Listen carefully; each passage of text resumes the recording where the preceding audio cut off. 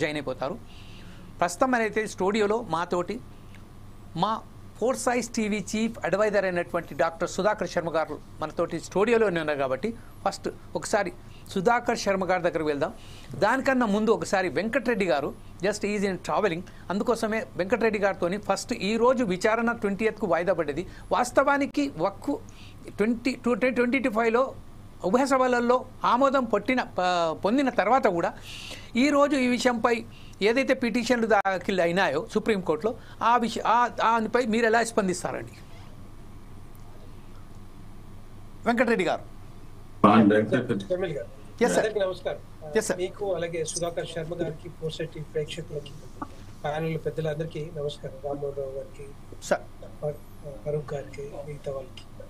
So ఈరోజు ఏదైతే సవరణ చట్టం తీసుకొచ్చారో అంతకుముందు మేలో మనకు తెలుసు, పార్లమెంట్ లో ఆమోదం పొందిన తర్వాత దాన్ని ఎట్టి పరిస్థితుల్లో అమలు చేయాలి, భారతదేశం అంతా అమలు చేయాలి. 90% పైన ముస్లింస్, పేద ముస్లింస్ ఎవరైతే ఉన్నారో వారికి ఈ ఏవైతే మరి 1000 ఎకరాలు, లక్షల ఎకరాలు ఏవైతే ఉన్నాయో వాటి మీద వచ్చే ఆదాయము పేదలకు పంచాలనే ఆలోచనతోటి ప్రధానమంత్రి నరేంద్ర మోడీ గారు మరి తీసుకొచ్చిన సవరణ చట్టం ఉందో అది అందరూ కూడా హర్షిస్తా ఉన్నారు, అందరూ కూడా ఆమోదిస్తున్నారు.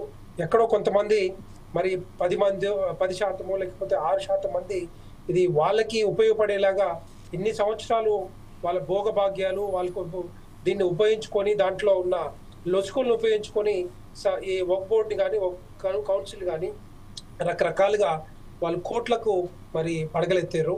కానీ పేద ముస్లిమ్స్ మాత్రం భారతదేశంలో అట్లాగే ఉన్నారు. ఉదాహరణకు చూస్తే మన ఏదైతే ఓల్డ్ సిటీలో చూస్తేనే మన పేద ముస్లిమ్స్ ఎప్పుడు 20 సంవత్సరాలు కానీ 30 సంవత్సరాల క్రితం ఎట్లాగా ఉన్నారో ఇప్పుడు కూడా అట్లాగే ఉన్నారు. అదే పూల అరటి పండ్లు అమ్ముకోవడం, కూరగాయలు, తర్వాత మిగతా సైకిల్ పంక్చర్లు చేసుకోవడం, ఇట్లాంటివి జరుగుతున్నాయి. కాకపోతే వాళ్ళకి ఈ వక్ఫ్ బోర్డు మీద లక్షల వేల కోట్లు వస్తున్నాయి.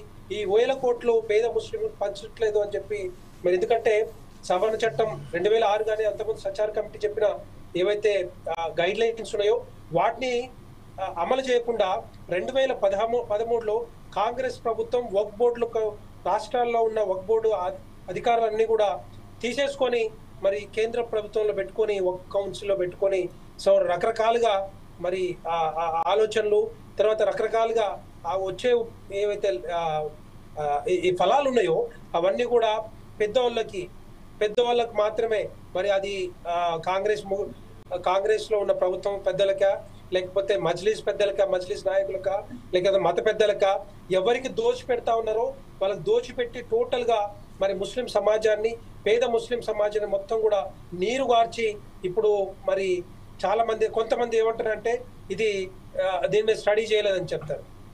స్టడీ చేశారు, జాయింట్ పార్లమెంటరీ కమిటీ చేశారు, టోటల్ గా అన్ని రాష్ట్రాలు తిరిగారు, మత ప్రతిపక్షాలతో మాట్లాడారు, పెద్దలతో మాట్లాడారు, తర్వాత ఏది మన లాయర్స్ కానీ, డాక్టర్స్ కానీ, మిగతా వాళ్ళందరితో కూడా మాట్లాడి ఎట్టి పరిస్థితుల్లో ఇది జేపీసీ చేసిన తర్వాతనే దాని మీద మరి పార్లమెంట్ లో, లోక్సభలో గంటల కొద్ది మాట్లాడటం, దాని మీద చర్చలు జరగడం, రాజ్యసభలో కూడా చర్చలు జరగడం, మధ్యరాత్రి వరకు చర్చలు జరిగిన తర్వాతనే దానికి ఆమోదం తెలిపారు. ఎందుకు ఆమోదం తెలిపారు? ఈ రోజుల్లో ఈ ఏదైతే 1000 కోట్ల ఆదాయం వస్తా ఉందో ఆ 1000 కోట్ల ఆదాయము ఎట్టి పరిస్థితుల్లో పేద ముస్లింలకు అందాలి, పేద ముస్లింలకు అందితేనే రేపొద్దున సమాజము బాగుపడుతుందనే ఆలోచనతోటి ఈ హైదరాబాద్ లో ఉన్న భూములన్నీ కూడా, ఫర్ ఎగ్జాంపుల్ ఉదాహరణ తీసుకుంటే హైదరాబాద్ లో ఉన్నాయి, మరి ఎవరికి ఎక్కడ కడుతున్నారు, ఎక్కడ ఏ ఆదాయం వస్తుంది ఎవరికి కూడా తెలియదు. ఇప్పటివరకు చాలా డిస్కషన్ లో నేను కూడా పార్టిసిపేట్ చేసిన, ఫోర్ సైడ్ టీవీ వాళ్ళు కూడా యాజమాన్యం కూడా దీని మీద డిస్కషన్ పెట్టింది. కానీ ఏ ఒక్క ముస్లిం పెద్దలు వచ్చి ఈ ఆదాయము ఇన్ని 1000 కోట్ల ఆదాయం వస్తా ఉంది, ఈ బిల్డింగ్స్ దీని మీద కట్టిర్రు, ఎక్కడ కూడా రిజిస్ట్రేషన్ కానీ ఏ దాఖలాలు కనపట్లేవు. దీనికి ఒక గైడ్ లైన్స్, దీనికి ఒక ప్రాపర్ ఛానల్లా మరి దీని మీద కంట్రోల్లో ఉంటే డెఫినెట్ గా ఇదే ఫలాలు రేపొద్దున ముస్లింలకు అందుతాయని చెప్పి ఆలోచనతోటి ప్రధానమంత్రి నరేంద్ర మోడీ గారు మరి ఈ రోజు 2025 సవరణ చట్టం తీసుకొచ్చారు. ఆ సవరణ చట్టం డెఫినెట్ గా పేద ముస్లింలకు బాగుపడేలా ఆలోచనతో తీసుకొచ్చారు సవరణ చట్టం. కానీ కొంతమంది దాన్ని తప్పుపడుతూ మరి కొన్ని Right. తప్పుడు ఆలోచనలతోటి, తప్పుడు మాటలతోటి, అబద్ధాలతోటి మరి ముస్లింలకి చెప్పి ఇది కరెక్ట్ కాదని చెప్తా ఉన్నారు.